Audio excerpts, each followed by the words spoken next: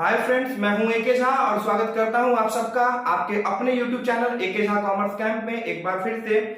आइए आज बिना देरी किए बात करते हैं क्लास 11th के अकाउंटेंसी के एक बहुत ही इंपॉर्टेंट टॉपिक के बारे में, जिसका नाम है डिप्रिसिएशन मतलब ह्रास।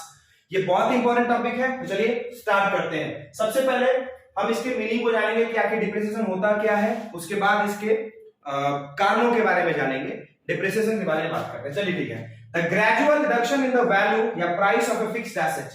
आप सब जानते हैं फिक्स्ड एसेट क्या होता है। An asset which is not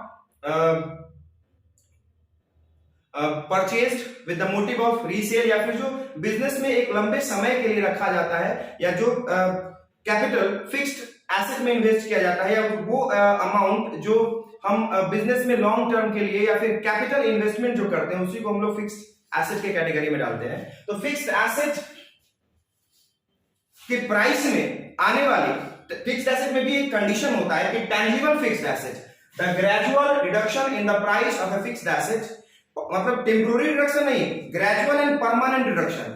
gradual reduction मतलब कि जो एसेट का प्राइस है, फिक्स्ड एसेट का जो प्राइस है वो मतलब फॉल करेगा, डाउनफॉल की तरफ जाएगा, वो मतलब एक रेगुलर डाउनफॉल की तरफ जाएगा।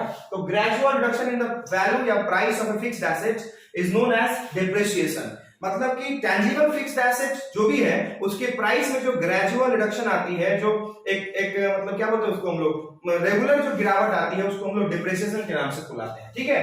डिप्रिसिएशन जो है वो टैंजिबल फिक्स्ड एसेट में ही लगता है। लाइक आप देख सकते हैं प्लांट, फर्नीचर, मशीनरी, बिल्डिंग पे डिप्रिसिएशन लगता है। इस तरह के एसेट जो है जो विजिबल है या जो टैंजिबल फिक्स्ड एसेट है उस पे आपको डिप्रिसिएशन चार्ज होता है, डिप्रिसिएशन लगता है। ठीक है।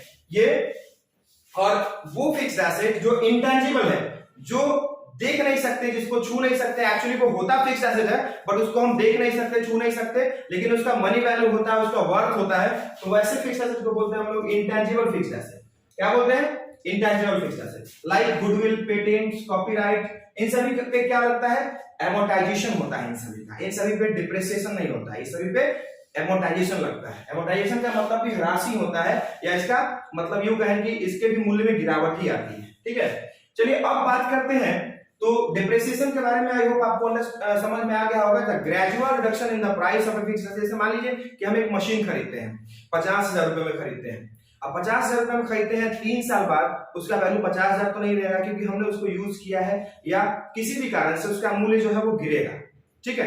अभी बात करते हैं कारणों पर, तो हम बाद में आएंगे। पहले टैंजिबल और इंटेंजिबल के बारे में हम चर्चा कर चुके हैं। इंटेंजिबल फिक्स्ड एसेट पे डिप्रिसिएशन नहीं लगता है, उस पे एमोर्टाइजेशन होता है। ठीक है। अब मूल्यन बोल सकते हैं उसको। इसका रीजन कितना है, क्या क्या रीजन है डिप्रिसिएशन होने के कारण, क्या क्या है? डिप्रिसिएशन किसी भी फिक्स्ड एसेट के प्राइस में रिडक्शन क्यों आता है? जैसे कोई भी फिक्स्ड एसेट है, व्हीकल हो गया आपका एक बिल्डिंग हो गया, आपका कोई फर्नीचर हो गया, सोफा, या कोई मोबाइल फोन या कंप्यूटर या लैपटॉप, जो भी है, इन सभी पे डिप्रिसिएशन चार्ज होता है। तो आखिर इसका रीजन क्या है? सबसे पहला रीजन है वेयर एंड टियर। टूट फूट या यूज करिएगा, जाहिर सी बात है कोई भी चीज को अगर हम यूज करेंगे, कोई भी एसेट अगर हम यूज करते हैं तो उसके अंदर टूट फूट होने का चांसेस बनता है, या उसका जो किसी चीज की इफिशियंसी एक लिमिटेड इफिशियंसी होती है, एक एस्टिमेटेड लाइफ होता है, तो वो धीरे धीरे अपना कुछ मतलब क्या बोलते हैं उसमें कुछ ना कुछ खराबी आती है, कुछ टूट फूट होता है। तो ये पहला रीजन है किसी भी एसेट पे डिप्रिसिएशन होने का। दूसरा रीजन है पैसेज ऑफ टाइम या इफ्लूक्शन ऑफ टाइम, समय का व्यतीत होना। हो सकता है कि कुछ एसेट हम खरीदते तो हैं लेकिन उसका सही से प्रयोग नहीं करते हैं, रखा रह जाता है। तो क्या इसका ये मतलब थोड़े ना हुआ कि अगर हमने प्रयोग में नहीं लाया उसको, अगर हमने उसको यूज नहीं किया, तो कोई उसका पूरा प्राइस दे के जाएगा, जब हम बेचना चाहेंगे या जब हम बेचेंगे तो उसका प्राइस पूरा नहीं मिलेगा, क्योंकि वो समय उसके साथ। जैसे मान लीजिए कि आज से 4 साल पहले कोई सामान हम खरीदे, ठीक है, और उस सामान को हम बहुत कम यूज किए हैं, मतलब नाम मात्र का प्रयोग किए हैं, लेकिन फिर भी उसमें जो डिप्रिसिएशन है वो पूरा 4 साल का लगेगा, क्योंकि डिप्रिसिएशन लगता ही है, वो पैसेज ऑफ टाइम के कारण भी होता है। तीसरा है आपका ऑब्सोलेंस। ऑब्सोलेंस का मतलब होता है अपरचलन।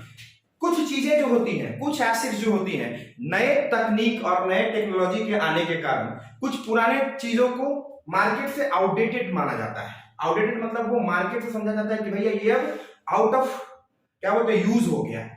जैसे आप छोटा सा एक एग्जांपल लेंगे, जैसे सबसे पहले मोबाइल फोन का जो प्रचलन था, मिड एज में।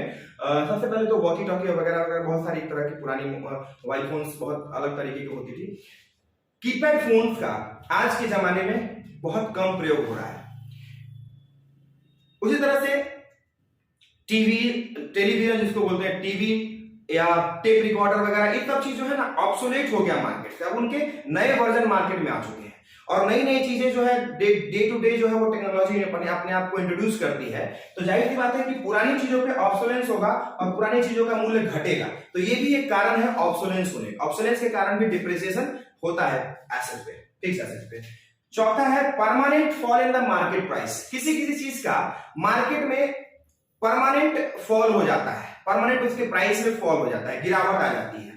दैट्स व्हाई ये भी एक रीजन कह सकते हैं आप कि permanent fall in the value of asset in the market. ठीक है। एक्सीडेंट्स ये एक मुख्य कारण है डिप्रिसिएशन होने का। मान लीजिए कि हम एक नया व्हीकल लेके आते हैं मार्केट से और अचानक से अनफॉर्चुनेटली हमारा उससे एक्सीडेंट हो जाता है, या वो गाड़ी टूट जाती है, या टूट फूट हो जाता है, या कोई प्रोडक्ट है वो टूट गया, हमारा मोबाइल फोन ही है, मान लीजिए लैपटॉप है, या कोई तरह का कोई प्रोडक्ट जो फिक्स एसेट है, अगर टूट फूट हो गया उसमें, तो जाहिर सी बात है उसका प्राइस जो है वो गिर जाएगा, उसका प्राइस जो है वो ऑटोमेटिकली डाउन चला जाएगा। ठीक है। तो ये 5 मुख्य कारण है डिप्रिसिएशन के। डिप्रिसिएशन होता क्या है, डिप्रिसिएशन किस तरह के एसेट्स पे लगता है और उसके कारण क्या है। ठीक है। ये इस वीडियो का जो है वो समरी है। आज के इस वीडियो के लिए इतना ही। आने वाले वीडियो में हम बात करेंगे डिप्रिसिएशन के टाइप्स के बारे में, डिप्रिसिएशन के इससे रिलेटेड जर्नल एंट्रीज को देखेंगे और फिर आगे अकाउंटिंग सीखेंगे। ठीक है। Thank you. तब तक के लिए अगर आप चैनल पे नए हैं तो बेल आइकन को हिट कर दें और वीडियो को जितना हो सके उतना ज्यादा लाइक, सब्सक्राइब और शेयर करें।